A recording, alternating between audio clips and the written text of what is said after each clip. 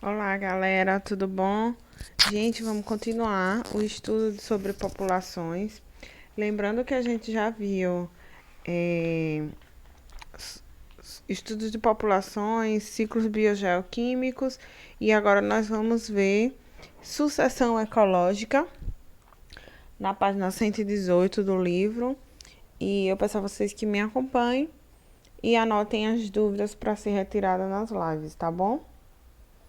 Bora lá. Então, eu falei ontem na aula passada que os estudos das populações ele vai relacionar, né, vai mostrar a densidade populacional, que é a quantidade de animais que nasceram, com a taxa de natalidade, mortalidade, imigração e emigração das espécies.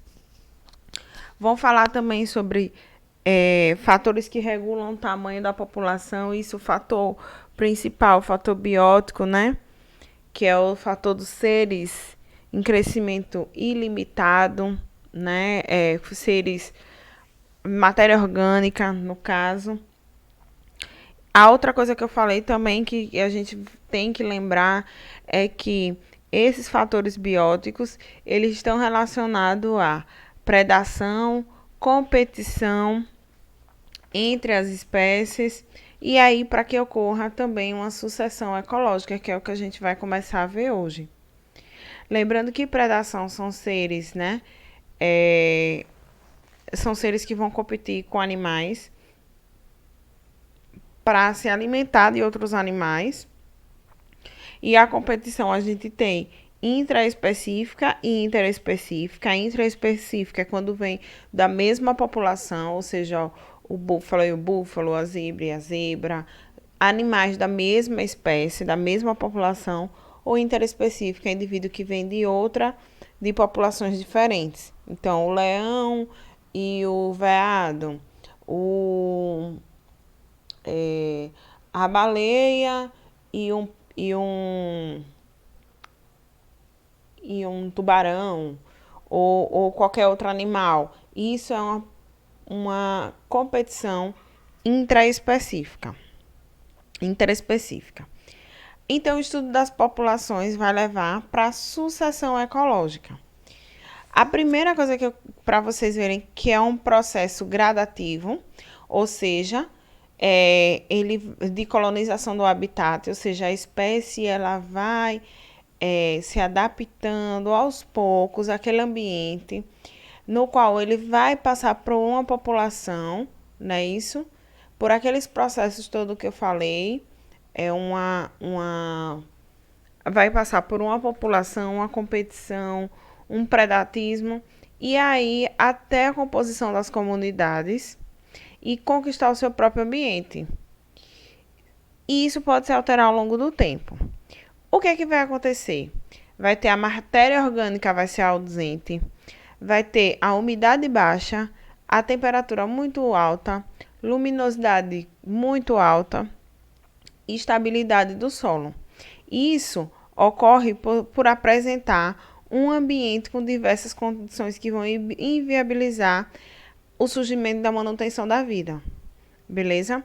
Então, aí a figura que eu coloquei foi uma pedra, né? Tipo, no mar.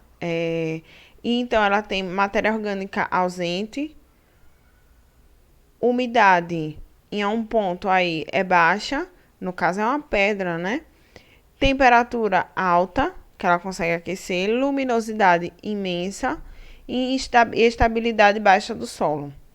Então, aqui a gente tem, ao longo da sucessão ecológica, as características ambientais, elas acabam se alterando, tá?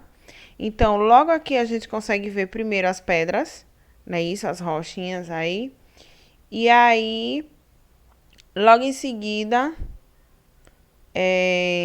a gente começa a ver que começa a receber umidade. E esse solo ele começa a levar infiltração, né? Ter infiltrações e logo em seguida a gente começa a ver aí plantas, primeiros líquens. Isso começa o processo de sucessão ecológica. Então, não quer dizer que aquele ambiente ele vai ser o tempo todo inóspito, ou seja, que não tenha uma alteração, né, para que surja a vida. Então, ao longo do tempo, a matéria orgânica ela vai deixar de ser aquela da primeira foto, ela vai começar a aumentar, a umidade aumenta, a temperatura começa a ambientalizar, né? A temperatura começa a se estabilizar, a luminosidade diminui e a estabilidade aumenta. A estabilidade do solo, tá? As espécies que resistem a diversidades ambientais, elas têm uma facilidade muito grande de fazer a colonização coletiva, e isso elas são chamadas de espécies pioneiras. São aquelas espécies que tomaram a frente para o desenvolvimento e etc., né? Para tomar conta daquele ambiente. Então, as espécies pioneiras que a gente tem os líquens, que vão reduzir aos poucos, né, a variação da temperatura, vai também reduzir, aumentar, quer dizer, a retenção de água, vai aumentar a umidade, ela vai começar a fazer ao contrário do que a gente tinha visto lá no primeiro slide, né? Que a pedra ela não tinha nada, ela só tinha alta temperatura, alta luminosidade. E aí as espécies pioneiras elas começam a mudar o solo, fazer a colonização, se espalhar muito rápido. Então ela vai aumentar a quantidade de matéria orgânica, junto com as atividades dos decompositores, então vai aparecer bactérias, e aumenta também a retenção de água. Logo em seguida, ela vai também aumentar a estabilidade do solo, porque vão começar a sair as primeiras raízes, e as raízes elas vão fazer o processo de fixação. Olha aí, então, eu tenho as adversidades que acontecem que viabilizam a manutenção da vida. Então, impossível ter aí na beira da pedra aí, impossível ter próximo a um vulcão, impossível até então ter no deserto. Mas a sucessão pioneira, ela ocorre em ambiente que ainda não existia inicialmente. Então, as espécies pioneiras elas vão dar pontapé para que a gente consiga ter as espécies secundárias, que são quando começam a surgir, a desenvolver a partir das pioneiras, da sucessão primária, na verdade. As condições, as condições inóspitas, elas começam a ser mais favoráveis, e aí o campo cultivado, as áreas que foram desestabilizadas, áreas com queimadas e vegetações derrubadas, ela acaba sendo a sucessão secundária. Então, a gente tem aqui as áreas de queimada, as áreas desabitadas, e aí começa um exemplo de sucessão secundária. Olhando aqui de cima, ó, logo aqui onde está a seta, a gente tem uma sucessão secundária, porque a primária foram lá das plantas menores, tal, que organizou um ambiente, e aí veio uma queimada ou um desmatamento. Então, geralmente, a sucessão ecológica secundária é a segunda chance para que as plantas pioneiras elas voltem a surgir. Então, a gente começa a queimada, começa a aparecer as primeiras gramíneas, tá vendo? E 4 anos depois, as árvores elas começam a se restabelecer como antes da queimada. E aí a gente tem áreas com vegetações derrubadas, que foram as espécies de pioneiras, não é isso?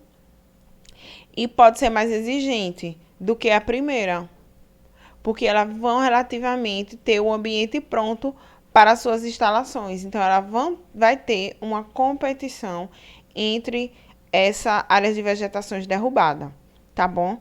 Isso tudo, ela quer dizer que o ambiente, ele tornou-se, a sucessão leva porque a formação de um ambiente florestal. Então, isso tudo vai formar um clímax.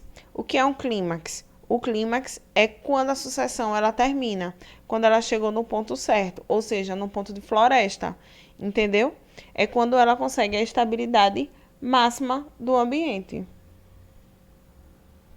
Aqui a gente vê, ó, aqui são clímax, então o tempo seco, as pedras, alta luminosidade, mas aí surgiu o clímax, surgiu as raízes, logo em seguida as primeiras plantas, e aí ela conseguiu restabelecer o ambiente. Gente, para que seja floresta, ou para que seja clímax, não precisa ser totalmente uma floresta fechada, mas que tenham plantas que sejam daquele ambiente, tá? E que conseguiram a estabilidade máxima. Então, as alterações e condições ambientais, a gente tem o substrato aberto, que seria o local que não teria aparentemente vida. As pioneiras, que elas vão se estabelecer, tentar se fixar no local. Logo em seguida, com as alterações e condições ambientais, essas plantas se estabelecem, aparecem seres vivos, e acontece o clímax, que juntou tudo, a, a comodidade, a comunidade e a comunicação do meio entre a floresta e os seres vivos. A evolução da comunidade durante a sucessão é como eu mostrei ali, começa com as pioneiras, aumento da biodiversidade, criando novos nichos, né, ecológicos, ou seja, vários seres que vão desempenhar uma função, a sua função naquele local.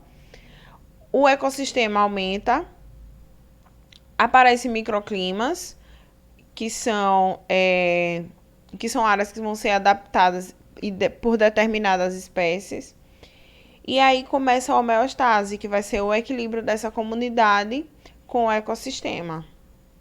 Aqui eu coloquei sucessão primária, a sucessão secundária, que a primária ela já tem o ambiente já está em formação. E a secundária, o ambiente está formado, né? Então vai criar um clímax e aí vai ser compatível com as condições do meio. Coloquei de novo aqui, ó, as espécies pioneiras são as menores. A intermediária é quando ela começa a desenvolver, formando com um passar do tempo, formando um clímax. O clímax é a junção disso tudo aqui, tá, pessoal? Das espécies pioneiras e das fases intermediárias. Para vocês, a atividade da página 114 e 115 do livro de Biologia, e a gente tira a dúvida na próxima aula. Beijão!